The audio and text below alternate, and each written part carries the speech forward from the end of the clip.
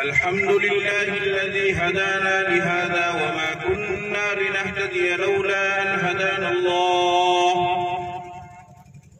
ونشهد أن لا إله إلا الله وحده لا شريك له ونشهد أن سيدنا وسندنا وحبيبنا ومولانا ومرشدنا محمدا عبده ورسوله. أعوذ بالله من الشيطان الرجيم. بسم الله الرحمن الرحيم. ربنا واجعلنا مسلمين لك ومن ذريتنا أمة مسلمة لك وأرنا مناسكنا وتب علينا إنك أنت التواب الرحيم. ربنا وابعث فيهم رسولا منهم يتلو عليهم آياتك ويعلمهم الكتاب والحكمة ويزكيهم إنك أنت العزيز الحكيم. وقال الله تعالى في مقام آخر: يا أيها الذين آمنوا قوا أنفسكم وأهليكم نارا وقودها الناس والحجارة. وقال النبي صلى الله تبارك وتعالى عليه وسلم: من قرأ القرآن فاستظهره فأحل حلاله وحرم حرامه أدخله الله الجنة البتة وشفعه في 10 من أهل بيته كلهم قد وجبت لهم النار. وقال النبي صلى الله تبارك وتعالى عليه وسلم: ما نحل والد ولدا من نحل أفضل من أدب حسن. وقال النبي عليه الصلاة والسلام: لأن يؤدب الرجل ولده خير من أن يتصدق بصاع أهله، أو كما قال عليه الصلاة والسلام. گاؤں دیوراٹھی ایڈوانا کے اس عظیم الشان مدرسہ ہدایت الاسلام کے اجلاس عام میں تشریف لانے والے اسٹیج پر تشریف فرما معزز علماء کرام، بالخصوص برادر محترم جناب مفتی محمد عبداللہ صاحب حفظہ اللہ، معزز نوجوان بزرگان دین، پردہ نشین مائیں اور بہنیں، میں نے آپ حضرات کے سامنے قرآن کریم کی چند آیتیں اور سرکار دو عالم تاجدار مدینہ جناب محمد رسول اللہ صلی اللہ علیہ وسلم کی چند احادیث مبارکہ تلاوت کی ہے۔ رات کا ایک طویل حصہ گزر چکا ہے، میں کوشش کروں گا کہ بہت تھوڑے وقت میں اپنی معروضات کو آپ حضرات کے سامنے پیش کر سکوں، لیکن اپنی بات شروع کرنے سے پہلے میں آپ حضرات سے یہ پختہ وعدہ لینا چاہتا ہوں کہ آپ حضرات مجھ سے یہ وعدہ کریں کہ جب تک میری گفتگو مکمل نہ ہو جائے، بلکہ اس سے آگے بڑھ کر جب تک اس پروگرام کی مکمل طور پر دعا نہ ہو جائے، اس وقت تک آپ حضرات یہیں پر اسی طریقے سے دل جمعی کے ساتھ اور آنکھ اور کان کے ساتھ دل کو حاضر کر کے آپ لوگ بیٹھے رہیں گے اور پروگرام کو سماعت کریں گے۔ محترم بزرگوں اور دوستوں، قرآن کریم کی سورہ بقرہ کی ایک آیت میں نے آپ حضرات کے سامنے تلاوت کی ہے۔ وہ آیت دراصل سیدنا ابراہیم علیہ السلام کی ایک دعا ہے، جس دعا کو اللہ تعالیٰ نے قرآن کریم کے سورہ بقرہ میں بیان فرمایا۔ اس آیت کی تفصیل میں جانے سے پہلے آپ حضرات کو یہ سمجھنا چاہیے کہ سیدنا ابراہیم علیہ السلام اللہ کے انتہائی برگزیدہ اور جلیل القدر پیغمبر ہیں۔ ویسے تو حضرت آدم علیہ السلام سے لے کر خاتم النبیین حضرت محمد مصطفیٰ صلی اللہ علیہ وسلم تک تقریباً 1,24,000 انبیاء کرام اس دنیا میں آئے، لیکن حضرت ابراہیم علیہ السلام کو اللہ تعالیٰ نے ایک عجیب اور ایک الگ طریقے کا مرتبہ عطا فرمایا، اور اللہ پاک نے حضرت ابراہیم علیہ السلام کو ابو الانبیاء بنایا۔ بے شمار پیغمبر حضرت ابراہیم علیہ السلام کی اولاد میں اور نسل میں پیدا ہوئے۔ اس کی بنیادی وجہ یہ تھی کہ حضرت ابراہیم علیہ السلام نے بے شمار امتحانات دیے، اور اللہ پاک نے حضرت ابراہیم علیہ السلام کا جو امتحان لیا، ابراہیم علیہ السلام اللہ کے اس امتحان میں مکمل طور پر کامیاب بھی ہوئے، اور 100% نمبرات انہوں نے حاصل کیے، اور کسی ایک امتحان میں بھی وہ ناکام نہیں ہوئے۔ ان کے جو 4 بڑے امتحانات ہیں، جو انتہائی مشکل مراحل تھے، انتہائی آزمائش کے مراحل تھے، انتہائی مشکل امتحانات تھے، لیکن حضرت ابراہیم علیہ السلام نے ان امتحانات کو بھی خندہ پیشانی کے ساتھ میں قبول بھی فرمایا اور اس کی تعمیل بھی کر کے فرمائی۔ پہلا امتحان جو حضرت ابراہیم علیہ السلام کے سامنے آیا وہ یہ تھا کہ ابراہیم علیہ السلام نے جب آنکھیں کھولی تو انہوں نے دیکھا کہ صرف ان کی قوم ہی نہیں، صرف ان کا خاندان ہی نہیں، صرف ان کے رشتہ دار ہی نہیں، صرف ان کے گھر والے ہی نہیں، بلکہ ان کے ماں باپ تک معبود حقیقی کو چھوڑ کر، ایک اللہ کو چھوڑ کر معبودان باطلہ کی پرستش کے اندر لگے ہوئے ہیں۔ اور خود ابراہیم علیہ السلام کا باپ جس کا نام آزر بتلایا جاتا ہے وہ بت پرست بھی ہے اور بت فروش بھی ہے۔ ابراہیم علیہ السلام کے لیے یہ انتہائی پریشان کن اور آزمائش کا لمحہ تھا کہ ابراہیم علیہ السلام کو اپنی قوم کو بھی سمجھانا، اپنے وقت کے بادشاہ کو نمرود کو بھی سمجھانا، اور اس کے ساتھ ساتھ اپنے ماں باپ کو بھی سمجھانا۔ ابراہیم علیہ السلام نے اپنے باپ کو سمجھایا، اور اس کا تذکرہ قرآن میں اللہ نے فرمایا، اِذْ قَالَ لِأَبِيهِ يَا أَبَتِ لِمَ تَعْبُدُ مَا لَا يَسْمَعُ وَلَا يُبْصِرُ وَلَا يُغْنِي عَنْكَ شَيْئًا۔ ابراہیم علیہ السلام نے اپنے باپ سے کہا کہ ابا جان آپ ایسی چیز کی عبادت کیوں کرتے ہیں جو نہ سنتی ہے، نہ دیکھتی ہے، نہ آپ کے کوئی کام آ سکتی ہے۔ یا ابت لا تعبد الشیطان ان الشیطان کان للرحمن عصیا۔ ابا جان آپ شیطان کی عبادت مت کیجئے، شیطان تو رحمان کا، اللہ کا کھلا ہوا دشمن ہے، آپ اس کے نقش قدم پر مت چلیے، بلکہ ایک اللہ وحدہ لا شریک لہ کی آپ عبادت کیجئے۔ جب توحید کی دعوت ابراہیم علیہ السلام نے اپنے والد کو دی تو بجائے اس کے کہ ان کی صحیح اور حق اور سچ بات کو تسلیم کیا جاتا اور ان کی بات کو سراہا جاتا، الٹا باپ نے جواب دیا لَإِن لَمْ تَنْتَهِ لَأَرْجُمَنَّكَ وَاهْجُرْنِي مَلِيًّا، کہ ابراہیم جن باتوں کو تو ہمارے سامنے پیش کر رہا ہے، اگر تو ان باتوں سے باز نہیں آئے گا تو پھر میں تجھے سنسار کر دوں گا، تجھے گھر سے نکال دوں گا۔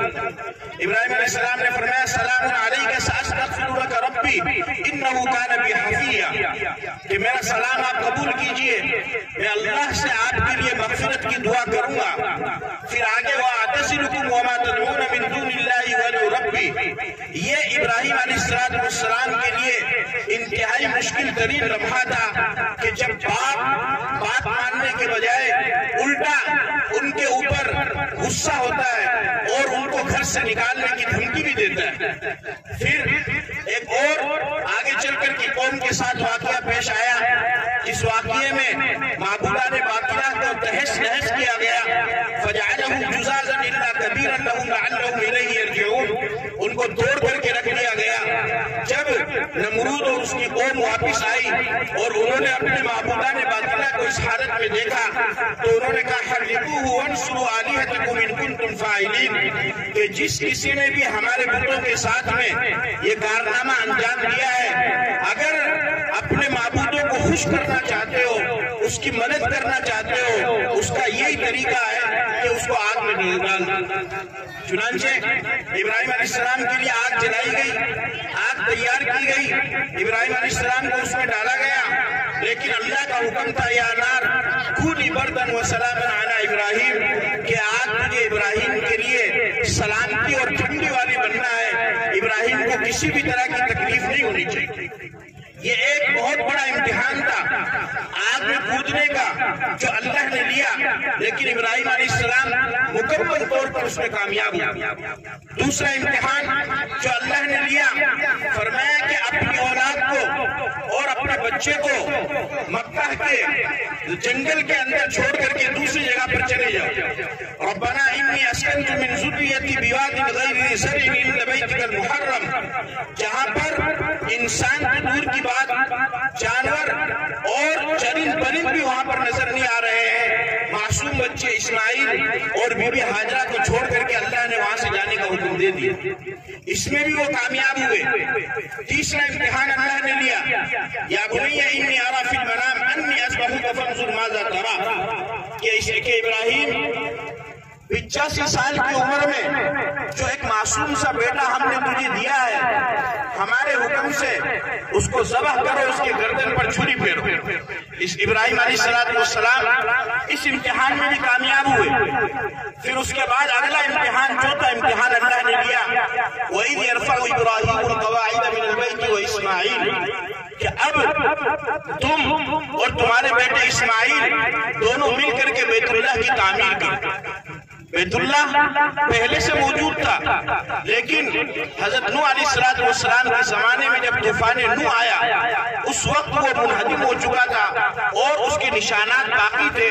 حضرت ابراہیم علیہ السلام نے آ کر کے وہ نشانات دکھلائے، اور ابراہیم اور اسماعیل دونوں وقت کے پیغمبر باپ اور بیٹے نے مل کر کے بیت اللہ کو کھڑا کیا۔ یہ 4 مشہور اور مشکل ترین امتحانات تھے جو اللہ نے ابراہیم علیہ السلام سے لیے، اور ابراہیم علیہ السلام ان تمام امتحانات میں کامیاب ہوا۔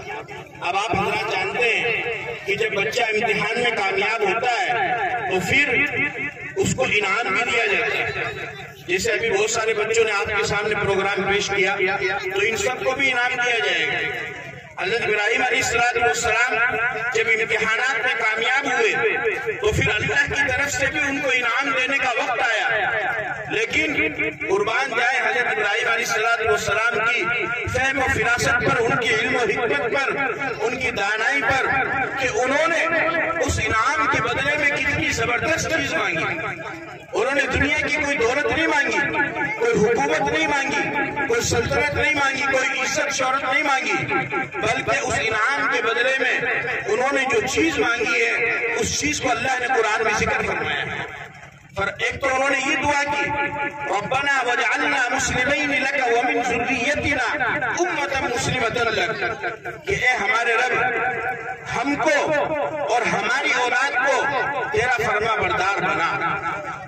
حضرت ابراہیم علیہ السلام تو پیغمبر ہیں، اور ان کے بیٹے اسماعیل علیہ السلام بھی پیغمبر ہیں، اور ہمارا اہل سنت والجماعت کا یہ عقیدہ ہے کہ انبیاء معصوم عن الخطا ہوتے ہیں، یعنی نبی کسی بھی طرح کا کوئی گناہ نہیں کرتا ہے، وہ گناہوں سے پاک صاف ہوتا ہے۔ اب یہ بات ہوتے ہیں کہ ابراہیم علیہ السلام خود بھی نافرمانی نہیں کریں گے، اور ان کے بیٹے اسماعیل وہ چونکہ وقت کے پیغمبر ہیں وہ بھی نافرمانی نہیں کریں گے۔ ان کی تعریف تو خود قرآن میں کی ہے، وَاذْكُرْ فِي الْكِتَابِ إِسْمَاعِيلَ إِنَّهُ كَانَ صَادِقَ الْوَعْدِ وَكَانَ رَسُولًا نَبِيًّا وَكَانَ يَأْمُرُ أَهْلَهُ بِالصَّلَاةِ وَالزَّكَاةِ۔ خود ان کی تعریف اللہ نے قرآن میں کی ہے، وہ بھی گناہ نہیں کریں گے، لیکن ان پیغمبروں کی دعا کے طفیل میں اللہ پاک مجھے اور آپ کو اور امت کو یہ بتانا چاہتا ہے، اور ہر ماں باپ کو یہ بتانا چاہتا ہے کہ ماں باپ کا یہ فریضہ ہے کہ وہ اپنی اولاد کے اللہ کے فرما بردار ہونے کے لیے برابر اللہ سے ان کے لیے دعا کرتے رہے۔ کیونکہ تم ابراہیم علیہ السلام سے بڑھ کر کے باپ نہیں ہو سکتے ہو، اور تمہاری اولاد اسماعیل علیہ السلام سے زیادہ فضیلت والی نہیں ہو سکتی ہے۔ جب ابراہیم علیہ السلام اپنی اولاد کے لیے یہ دعا کر رہے ہیں کہ اے ہمارے رب ہم کو بھی اور ہماری اولاد کو بھی تیرا فرما بردار بنا، تو پھر ڈیڈوانا میں آج کے اس پروگرام میں آئے ہوئے میرے پیارے مسلمانوں اور جن کو اللہ نے باپ بننے کا شرف بخشا ہے، ہم سب کو یہ سبق سیکھنا ہے کہ ہمیں بھی اپنی اولاد کے لیے ہر وقت اللہ سے یہ دعا کرنی چاہیے کہ اللہ ہماری اولاد کو بھی اپنا فرما بردار کرے۔ پھر آگے انہوں نے جو دعا مانگی، کیا بہترین دعا مانگی، فرمایا ربنا وابعث فیہم رسولا منہم یتلو علیہم آیاتک ویعلمہم الکتاب والحکمت ویزکیہم، کہ اے ہمارے رب تو نے میرا امتحان لیا اور میں اس امتحان میں کامیاب ہوا، تو پھر میں ایک سوال اور تجھ سے کرتا ہوں، اور وہ یہ کہ ہم میں ایک ایسا رسول ان میں یعنی ہماری اولاد میں ایک ایسا رسول مبعوث فرما کہ جو ان کے سامنے تیری آیتوں کی تلاوت کرے، یعنی جو قرآن کریم کی تلاوت کرنے والا ہو، جو ان کو کتاب سکھلائے، جو ان کو حکمت کی باتیں سکھلائے اور جو ان کا تزکیہ نفس کرے۔ معلوم ہوا کہ پیغمبر محمد صلی اللہ علیہ وسلم کے آنے کے 4 مقاصد حضرت ابراہیم علیہ السلام نے اپنی دعا میں بھی کہے، اور پھر اللہ نے ان 4 مقاصد کو لے کر کے پیغمبر کو دنیا میں مبعوث فرمایا۔ دوسری جگہ فرمایا لقد من اللہ علی المؤمنین اذ بعث فیہم رسولا من انفسہم یتلو علیہم آیاتہ ویزکیہم ویعلمہم الکتاب والحکمہ۔ حضرت ابراہیم علیہ السلام کی اس دعا سے ہمیں سبق لینا چاہیے۔ دوسری جگہ قرآن کریم میں اللہ تعالیٰ نے حضرت یعقوب علیہ السلام کے قصے کو بیان فرمایا ہے۔ ام کنتم شہداء اذ حضر یعقوب الموت اذ قال لبنیہ ما تعبدون من بعدی، کیا تمہیں معلوم ہے، کیا تم اس وقت موجود تھے جب حضرت یعقوب علیہ السلام کی موت کا وقت قریب آیا، جب یعقوب علیہ السلام کی دنیا سے جانے کا وقت قریب آیا تو انہوں نے اپنے تمام بیٹوں کو اپنے پاس میں بلایا اور بلا کر کے پوچھا ما تعبدون من بعد، کہ میرے بیٹو میرا دنیا سے جانے کا وقت آ گیا ہے، اب تم یہ بتاؤ کہ میرے دنیا سے جانے کے بعد تم کس کی عبادت کرو۔ حضرت یعقوب علیہ السلام کے اس وصیت سے اور ان کے اس عمل سے ہر باپ کو یہ سبق سیکھنا چاہیے کہ وہ مرنے کے وقت اپنی اولاد کو اس قدر تیار کر کے جائے کہ ان کی اولاد توحید کے راستے پر رہے، شرک کے راستے پر نہ جائے، ان کی اولاد سنت کے راستے پر چلے، بدعت کے راستے پر نہ جائے، ان کی اولاد ہدایت کے راستے پر چلے، ضلالت کے راستے پر نہ جائے، ان کی اولاد نور کے راستے پہ چلے، ان کی اولاد گمراہی کے راستے پہ نہ جائے، یہ ہر ماں باپ کی ذمہ داری ہے۔ لیکن آج معاملہ اس کے بالکل برعکس ہے۔ آج باپ بھی خوش ہے، ماں بھی خوش ہے، باپ یہ کہتا ہے کہ میں نے اپنے بیٹے کو تیار کر دیا ہے، میں نے اپنے بیٹے کو جاب پر لگا دیا ہے، میں نے اپنے بیٹے کا بزنس تیار کر دیا ہے، میں نے اپنی بیٹیوں کی شادیاں کر دی ہے، میرا بیٹا مہینے کے 10-20 ہزار روپے کما لیتا ہے، میرے بیٹے کے میں نے مکان بنا دیا ہے، میرے بیٹے کے میں نے پلاٹ دے دیے ہیں، میرے بیٹے کے حوالے میں نے زمینیں کر دی ہے، میرے بیٹے کو میں نے اتنی ساری دکانیں بنا کر کے دے دی ہے، مبارک ہو آپ کو۔ لیکن سوال یہ ہے کہ کیا آپ نے اپنے بیٹوں کے عقیدے کو پختہ کیا یا نہیں؟ جو بنیادی عقائد اللہ نے بیان فرمائے، آمنت باللہ وملائکتہ وکتبہ ورسلہ والیوم الآخر والقدر خیرہ وشرہ من اللہ تعالی والبعث بعد الموت، کیا ان 7 عقائد پر آپ نے اپنے بیٹوں کو پختہ کیا یا نہیں؟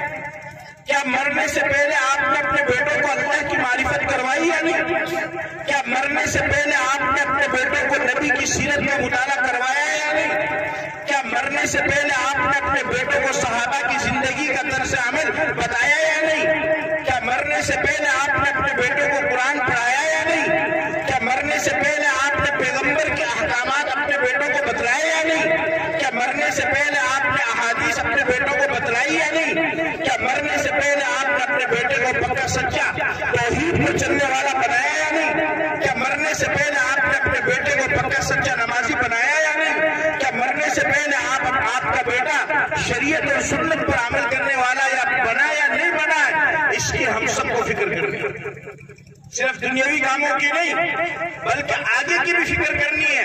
اور یہی یعقوب علیہ السلام کا پیغام ہے۔ یعقوب علیہ السلام نے اپنے بیٹوں سے کیا پوچھا؟ لِمَ تَعْبُدُونَ مِن بَعْدِي، تم زندگی کیسے گزارو گے؟ تمہارا آگے کا لائف سٹائل کیسا ہوگا؟ مجھے اس سے مطلب نہیں ہے، تم صرف اتنا بتا دو کہ تم میرے بعد عبادت کس کی کرو؟ انہوں نے فرمایا نعبد الہک و الہ آبائک ابراہیم و اسماعیل و اسحاق الہ واحد، کہ ابا جان آپ بے فکر رہیے، ہم ایک اللہ کی عبادت کریں گے، اور کسی بھی طرح کے حالات آ جائے، کسی بھی طرح کی پریشانی یا مشکلات آ جائے، ہم توحید کو نہیں چھوڑیں گے۔ ہم آپ کے آبا و اجداد ابراہیم، اسماعیل اور اسحاق جس راستے پر تھے ہم اسی راستے پر چلیں گے اور ہم اسی اللہ کی عبادت کریں گے۔ یعقوب علیہ السلام کے اس سبق سے ہمیں یہ نصیحت ملتی ہے کہ ہم بھی اپنی اولاد کو مرنے سے پہلے توحید پر پختہ کر کے جائیں اور ان کو سمجھا کر جائیں، ان کو بتا کر کے جائیں کہ بیٹا بیٹی میرے مرنے کے بعد تمہارے اوپر چاہے کسی بھی طرح کے حالات کیوں نہ آئے، کسی بھی طرح کی پریشانیاں کیوں نہ آئے، روٹی کے لالے تمہیں کیوں نہ پڑ جائے، تم ٹکڑے ٹکڑے کے محتاج کیوں نہ ہو جاؤ، تمہیں سولی پر کیوں نہ چڑھا دیا جائے، تمہیں پھانسی کے پھندے پر کیوں نہ چڑھا دیا جائے، تمہیں پیٹ کے سامنے رکھ کر کے اڑا کر دیا جائے، یا اس سے زیادہ کوئی سخت سے سخت سزا تمہارے لیے تجویز کر دی جائے، سب کو خندہ پیشانی سے مسکراتے ہوئے قبول کر لینا، لیکن اپنے ایمان کا سودا نہ کرنا۔ چونکہ ایمان ایک ایسی دولت ہے، ایمان ایک ایسی نعمت ہے کہ جو ایک مرتبہ کسی انسان کو مل جاتی ہے اور انسان اس کی ناقدری کرتا ہے اور ناقدری کی وجہ سے اس نعمت کو ختم کر دیتا ہے، اس کو بھلا دیتا ہے، اس کو نیست و نابود کر دیتا ہے، ناقدری کرتا ہے، تو اللہ پاک اس نعمت کو چھینتے ہیں۔ اور یاد رکھو ایمان اور کلمے کی دولت جب ایک مرتبہ انسان کے دل سے نکل جاتی ہے تو دوبارہ پلٹ کر کے نہیں آتی۔ یہ کوئی معمولی دولت نہیں ہے۔ آج ٹکوں پر ایمان کا سودا ہو رہا ہے، چند پیسوں پر ایمان کا سودا ہو رہا ہے، چند زیورات پر ایمان کا سودا ہو رہا ہے، چند دولت پر ایمان کا سودا ہو رہا ہے، چند زمینوں پر ایمان کا سودا ہو رہا ہے، چند دکانوں پر ایمان کا سودا ہو رہا ہے، چند کرسیوں کے لیے ایمان کا سودا ہو رہا ہے، تھوڑی سی عزت حاصل کرنے کے لیے ایمان کا سودا ہو رہا ہے، تھوڑی سی شہرت حاصل کرنے کے لیے ایمان کا سودا ہو رہا ہے، تھوڑی سی حکومت حاصل کرنے کے لیے ایمان کا سودا ہو رہا ہے۔ آج مسلمان معمولی سے معمولی چیز کو بھی حاصل کرنے کے لیے ایمان کا سودا کر رہا ہے۔ آج مسلمان لڑکی معمولی سے معمولی چیز کو حاصل کرنے کے لیے ایمان کا سودا کر رہی ہے اور وہ مرتد بنتی جا رہی ہے، دائرہ اسلام سے خارج ہوتی جا رہی ہے، ایک غیر ایمان والے کی محبت میں آ کر اس سے شادی رچا کر اپنے ایمان کا سودا کر رہی ہے، اپنے کلمے کا سودا کر رہی ہے۔ یاد رکھو میرے ڈیڈوانا کے پیارے مسلمانوں، اور یاد رکھو میرے نوجوانوں، اور یاد رکھو میری عزتدار ماں اور بہنوں، کبھی بھی اپنے ایمان کا زندگی میں سودا نہ کرنا۔ یہ ایمان ایک مرتبہ چلا گیا، دوبارہ پلٹ کر کے نہیں آئے گا۔ ہر مصیبت کو برداشت کرنا، ہر تکلیف کو برداشت کرنا، ہر ظلم کو سہ جانا، ہر ستم کو سہ جانا، ہر زیادتی کو برداشت کرنا، لیکن ایمان پر اور کلمہ توحید پر قائم رہنا، اسی میں تمہاری دنیا بھی نجات ہے اور آخرت کی بھی نجات ہے۔ اور اگر تم نے تھوڑا سا بہک گئے، پھسل گئے، تو پھر تمہارا ایمان برقرار نہیں رہ سکتا۔ یہ کوئی معمولی دولت نہیں ہے، ایمان ہے تو سب کچھ ہے، ایمان نہیں ہے تو کچھ بھی نہیں ہے۔ ان الذين كفروا وماتوا وهم كفار فلن يقبل من احدهم ملء الارض ذهبا ولا يفتدى به۔ اللہ فرماتے ہیں کہ جس کے پاس ایمان نہیں ہوگا، اگر کل قیامت کے دن وہ زمین و آسمان سے لے کر ساتوں زمین و آسمان سونے سے بھر کر اللہ کے سامنے پیش کرے اور یہ کہے کہ اللہ یہ ساتوں زمین و آسمان سونے سے بھر کر کے میں نے آپ کے دربار میں پیش کر دیے ہیں، آپ اس کو لے لیجئے اور مجھے جنت دے دیجئے۔ اور قرآن میں اللہ فرماتا ہے لن يقبل من احد من الارض ذهبا، اللہ پاک پھر بھی اس کی اس دولت کو قبول نہیں فرمائیں گے، کیونکہ جنت میں جانے کے لیے ایمان لازمی ہے، اس کے علاوہ دوسری کوئی چیز جنت میں لے جا نہیں جا سکتے، لیکن یہ ایمان کب مضبوط ہوگا، اس ایمان کی بقا کب ہوگی، اس ایمان پر قائم کب ہوگا انسان، استقامت کب نصیب ہوگی، اس کے پاؤں میں تزلزل کب نہیں آئے گا، اس کے پاؤں کب کپاہٹ کی شکار نہیں ہوں گے، جب اس کے سامنے قرآن کی تعلیم ہوگی، جب اس کے سامنے حدیث کی تعلیم ہوگی، جب وہ مدرسے کے اندر یا مکتب کے اندر جا کر کے قرآن کی تعلیم کو حاصل کرے گا تو اس کے ایمان کو کوئی بھی نہیں بگاڑ۔ اس لیے میرے عزیزوں، میرے نوجوانوں، میرے بزرگوں، آپ بہت سارے حضرات یہاں پر بیٹھے ہیں، بہت بڑا مجمع ہے، اللہ نے آپ میں سے ہر ایک کو اولاد دی ہے، آپ یہ ارادہ کر کے اٹھو کہ مجھے اپنی اولاد کو قرآن کی تعلیم دلانی ہے، چاہے کسی صورت میں بھی مجھے دلانی پڑے۔ آپ یہ ارادہ کرو کہ ہم میں سے، ہمارے بچوں اور بچوں میں سے کوئی بھی قرآن کی تعلیم سے محروم نہیں رہے۔ آپ اس کا ارادہ کرتے ہیں اور ایسا ماحول بناؤ کہ جو قرآن نہیں پڑھا ہوا ہے اس کو آپ کے سماج میں، آپ کے معاشرے میں رہتے ہوئے شرمندگی محسوس ہو۔ جو قرآن نہیں پڑھا ہوا ہے ایسا ماحول بناؤ یہاں دیوراٹی کے اندر کہ جو قرآن نہیں پڑھا ہوا ہے اس کو اپنے آپ میں شرمندگی محسوس ہو۔ وہ ماحول کیسے بنے گا؟ 20 سال کا ایک لڑکا ہے، ہاں بھائی تیرا کیا نام ہے؟ میرا نام ہے محمد ارشد۔ اچھا صاحب کتنی عمر ہے؟ 20 سال ہے۔ نماز کی کتنے فرض ہے؟ بولے بندو بیٹھے گا۔ وضو کی کتنے فرض ہے؟ بولے بندو بیٹھے گا۔ ہندی انگریزی کتنی پڑھ لی؟ بولے 10ویں پاس کر لی۔ قرآن شریف کتنا پڑھے؟ بولے قرآن کتنا پڑھے گا۔ اب اس کو آپ لوگ اتنا احساس دلاؤ کہ اس کو اپنے آپ میں یہ لگنے لگ جائے کہ میں نے 20 سال کی عمر گزار دی لیکن مجھے قرآن تک پڑھنا نہیں آتا ہے، مجھے نماز وضو اور غسل کے فرائض تک پتہ نہیں ہے، تو میں کس چیز کا مسلمان ہوں؟ اور یہ کب ہوگا؟ یہ جب ہوگا جب آپ دوسرے بچوں کو پڑھائیں گے، جب دوسرا بچہ اس کے سامنے کھڑے ہو کر کے پڑھے گا۔ ابھی جن بچوں نے آپ کے سامنے بیان پیش کیا، نعتیں پیش کی یا اسی طریقے سے وضو غسل کے فرائض پیش کیے، اس سے کو آپ کو صرف سننا نہیں ہے بلکہ اس سے آپ کو یہ سبق بھی لے کر کے جانا ہے کہ ان چھوٹے چھوٹے بچوں کو یہ ساری چیزیں یاد ہے، میں مسلمان ہوں تو مجھے یہ ساری چیزیں یاد ہیں۔ کیا موت آپ کو نہیں آئے گی؟ کیا قبر میں آپ کو نہیں جانا ہے؟ کیا قبر میں منکر نکیر فرشتے آپ کے پاس سوال کرنے نہیں آئیں گے؟ کیا قیامت کے دن آپ دوبارہ نہیں اٹھائے جائیں گے؟ کیا میدان محشر میں آپ کو جمع نہیں کیا جائے گا؟ کیا پرصراط میں سے آپ کو نہیں گزرنا ہوگا؟ کیا پیغمبر کو آپ کو چہرہ نہیں دکھانا ہوگا؟ کیا پیغمبر کے ہاتھوں سے حوض کوثر کا پانی پینے کی خواہش آپ نہیں رکھتے ہیں؟ کیا جنت اور جہنم کا حساب آپ کو نہیں دینا ہوگا؟ کیا اللہ کے سامنے آپ کو نہیں کھڑا ہونا ہے؟ جب یہ سب کام کرنا ہے تو پھر ایک مسلمان ہونے کی حیثیت سے ان تمام کاموں کی تیاری کرنا آپ کا بھی فرض ہے اور اپنی اولاد کو ان کاموں کے لیے تیار کرانا یہ بھی آپ کا فرض ہے، یہ بھی آپ کا فرض ہے۔ قرآن کریم میں اللہ پاک نے فرمایا یا ایھا الذین آمنوا قوا انفسکم واہلیکم نارا وقودھا الناس والحجارہ، کہ ایمان والو خود بھی جہنم کی آگ سے بچو اور اپنی اولاد کو بھی جہنم کی آگ سے بچو۔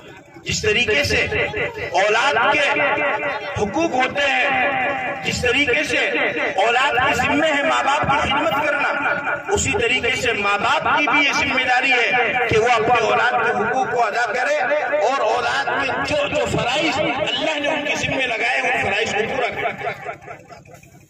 اولاد کے 3 حق ہر باپ کے اوپر۔ کتنے حق ہیں؟ 3 حق ہر ماں باپ کے اوپر اولاد کے 3 حق ہیں۔ حضرت عمر رضی اللہ تعالیٰ عنہ کا مشہور واقعہ ہے جس میں انہوں نے ان حقوق کو بیان کیا۔ امیر المومنین حضرت عمر رضی اللہ تعالیٰ عنہ کے پاس ایک شخص آیا اور اس نے آ کر کے کہا کہ میرا بیٹا میری بات نہیں مانتا ہے، میری نافرمانی کرتا ہے۔ تو حضرت عمر رضی اللہ تعالیٰ عنہ نے اس کے بیٹے کو بلایا اور بلا کر کے کہا کہ تو اپنے باپ کی فرما برداری کیوں نہیں کرتا ہے، تو اس کی نافرمانی کیوں کرتا ہے؟ تو بیٹے نے کہا کہ حضرت یہ بتائیے کیا صرف والدین کے حقوق ہیں یا ماں باپ کا بھی کوئی حق اولاد پر بنتا ہے؟ حضرت عمر رضی اللہ تعالیٰ عنہ نے فرمایا کہ نہیں، جس طریقے سے اولاد کے ذمے ماں باپ کا حق ہے اسی طریقے سے ماں باپ کے ذمے بھی اولاد کا حق ہے۔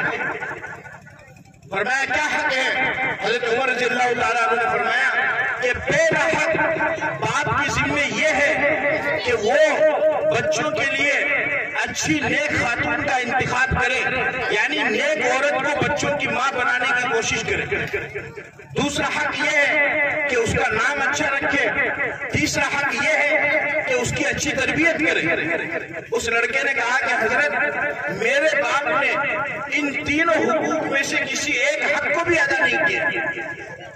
اس لڑکے نے کہا کہ حضرت میرے باپ نے ایک مجوسی کی حبشی باندھی ہے، اس سے نکاح کیا ہے، اور دوسرا میرے باپ نے میرا نام جول رکھا ہے، جول کہتے گندگی کے کیڑے کو، اس نے میرا نام بھی صحیح نہیں رکھا ہے۔ یہ بھی ذمہ داری ہے ماں باپ کی کہ وہ اپنی اولاد کا اچھا نام رکھے، اس وجہ سے کہ نام کا انسان کی زندگی کے اوپر اثر پڑتا ہے۔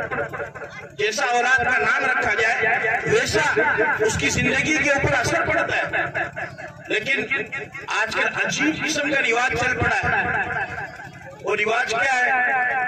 گھر میں چھوڑا پیدا ہو گیا، ہاں دادا جی کے نام رکھا، نام رکھ دیا دادا جی نے، نانا کو پوچھ کر کے نام رکھوا لیا، اور پھر امام صاحب کو آ کر کے کہہ رہے ہیں کہ مول صاحب ہمارا گھر چھوڑا ہوا ہے، معصوم سا بچہ، اللہ کی نعمت آئی ہے، اللہ کی خوشی آئی ہے، ہمارا دادا بھی کا نام پپو رکھ دیا۔ پپو کا مطلب کیا ہوتے بتاؤ؟ پپو تو پوری فیروز اللغات ڈھونڈ لو، اس میں بھی نہیں ملے گا۔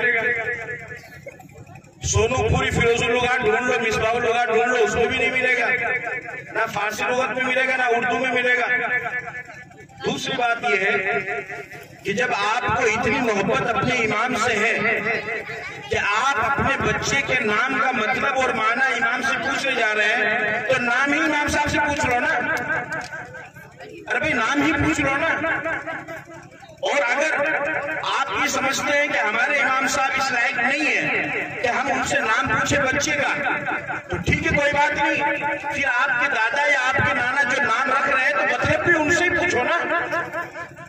یہ کیا بات ہوئی، نام آپ وہاں رکھ رہے ہیں اور مطلب یہاں پر پوچھ رہے ہیں؟ یہ کوئی طریقہ نہیں ہے۔ جب بھی آپ کو اللہ اولاد دے ان کے نام رکھو، انبیاء کے نام پر، صحابہ کے نام پر، اولیاء اللہ کے نام پر۔ اور ایک بات اور یاد رکھو، جب انبیاء، صحابہ اور اولیاء اللہ کے نام پر اپنی اولاد کا نام رکھو، پھر اس کا معنی مطلب ڈھونڈنے کی ضرورت نہیں ہے۔ جیسے آپ نے اپنے بیٹے کا نام رکھا ابراہیم، اسماعیل، یا اسی طریقے سے ابو بکر، عمر، تو معنی آپ تلاش کر سکتے ہیں۔ باقی فضیلت کے لیے اتنا ہی کافی ہے کہ یہ انبیاء کا یا صحابہ کا یا اولیاء کا نام ہے۔ اور تیسرا جو حق ہے ماں باپ کا، وہ حق یہ ہے کہ اپنے اولاد کی اچھی دینی تربیت کرے۔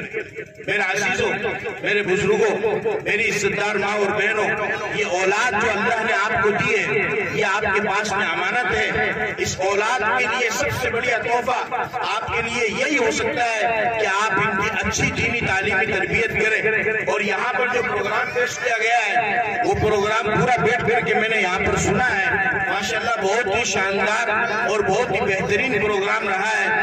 مفتی صاحب کی یہ محنت ہے، اور آپ کا جو علاقہ ہے، آپ کا جو یہ گاؤں ہے، اس کو یوں سمجھ لیجیے کہ پھر سے دوبارہ سرسبزی اور شادابی کی ضرورت ہے۔ ماشاءاللہ مفتی صاحب نے محنت کی ہے۔ 5 منٹ بھی لوگوں کے سامنے بولنا کوئی آسان بات نہیں، 5 منٹ بھی 10، 50، 100 آدمی کے سامنے بولنا کوئی آسان بات نہیں ہے۔ ان بچوں نے تیاری کی اور ماشاءاللہ انہوں نے قرآن کی آیت بھی یاد کی، جیسی یہ یاد کر سکتے تھے ویسے انہوں نے یاد کی۔ مکالمہ پیش کروانا، نعتیں پیش کروانا، بیانات پیش کروانا، یہ کوئی آسان کام نہیں ہے۔ اور استاذ کا بہت بڑا دل ہوتا ہے، اس بات کو آپ یاد رکھیں۔ استاذ کا بہت بڑا دل ہوتا ہے۔ ماں 4 بچوں کو نہیں سنبھال سکتی ہے، بولے میرے سر میں درد ہو رہا ہے، استاذ ایک ہی وقت میں 40، 50، 100 بچوں کو سنبھالتا ہے۔ شور کو بھی سنتا ہے اور ان کے سبق کو بھی سنتا ہے. یہ کوئی معمولی چیز نہیں ہے. اس لیے میں آپ سے بھی یہ کہوں گا کہ جس طریقے سے آپ نے اپنے بچوں کی حوصلہ افزائی کی، اس طریقے سے آپ ان بچوں کے استاذ کی بھی حوصلہ افزائی کیجیے. ان کو اکیلا مت چھوڑیے. مفتی صاحب اکیلا کچھ نہیں کر سکتے ہیں. مفتی صاحب کی طاقت آپ کے ساتھ ہے. مفتی صاحب کی طاقت آپ کے ساتھ ہے. آپ اگر ان کے ساتھ کھڑے ہیں، ان کی ضروریات کو پورا کریں گے تو پھر یہ کھلے دل کے ساتھ میں اور زیادہ آپ کے بچوں کے اوپر محنت کریں گے. لیکن اگر آپ ساتھ چھوڑ دیں گے، آج پروگرام میں آپ شامل رہیں، پھر پورے سال آپ ان کو پوچھیں گے بھی نہیں، ان کی ضروریات کو بھی خیال نہیں رکھیں گے، تو بتائیے کس طریقے سے محنت کریں گے. اس لیے صرف تصویر کو نہیں دیکھنا ہے، تصویر کے پیچھے لٹکی ہوئی کیل کو بھی دیکھنا ہے. ایک شعر کہا ہے کسی شاعر نے بڑا اچھا کہ ساری زندگی بوجھ اٹھایا ایک کیل نے، ساری زندگی بوجھ اٹھایا ایک کیل نے، اور لوگ تعریف تصویر کی کرتے رہے کہ بہت خوبصورت. تو وہ بات تو ٹھیک ہے، تصویر بہت خوبصورت ہے، لیکن یہ تو دیکھو کہ پیچھے اس تصویر کا بوجھ کس نے اٹھا رکھا ہے. لہٰذا آج کے اس پروگرام سے میں آپ کو یہی پیغام دے کر جانا چاہتا ہوں کہ ایک باصلاحیت بہترین عالم دین مفتی صاحب کی شکل میں اللہ نے آپ گاؤں والوں کو دیا ہے. یہ ایک نعمت ہے، اس پر اللہ کا شکر ادا کیجئے اور اس کی قدر کیجئے. اگر آپ اس کی قدر نہیں کریں گے تو مفتی صاحب کو تو ممکن ہے اس سے اچھی جگہ مل جائے گی، لیکن آپ کو ایسا عالم دوبارہ نہیں ملنے والا ہے، نہیں ملنے والا ہے، نہیں ملنے والا ہے. لہذا ان کی قدر کیجئے، ان کی ضروریات کا خیال کیجئے، اور جن بچوں نے بھی پروگرام پیش کیا اور جو نہیں کر سکے اور جن کے ماں باپ ابھی تک غفلت کے اندر پڑے ہوئے ہیں، ان تمام سے یہ درخواست ہے کہ اپنے بیٹے کو نوکری پر لگانے سے پہلے اور اپنی بیٹیوں کی شادی کرنے سے پہلے ان تمام بچوں اور بچیوں کو قرآن کی تعلیم دلائیے، سیرت کی تعلیم دلائیے. جو ضروری موٹے احکامات دین کی بنیادی معلومات ہیں وہ اپنے بچے کو دلا دیجیے. پکا سچا مسلمان بنائیے. اس کے بعد وہ دنیا کے کسی بھی شعبے میں کام کرے، انشاءاللہ وہ توحید اور سنت کے راستے سے نہیں ہٹے گا. اللہ پاک مجھے بھی اور آپ کو عمل کی توفیق عطا فرمائے. وآخر دعوانا الحمدللہ رب العالمین.